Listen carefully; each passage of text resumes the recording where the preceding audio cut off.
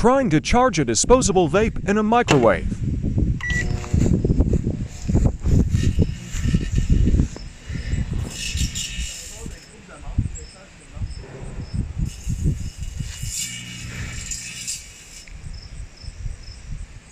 The microphone is gonna explode, tabarnak.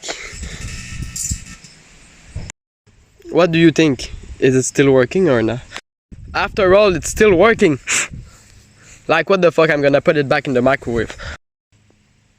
I've never seen a vape that hot, but it's still working, so... Last try. Put it back inside. 30 seconds. Let's go.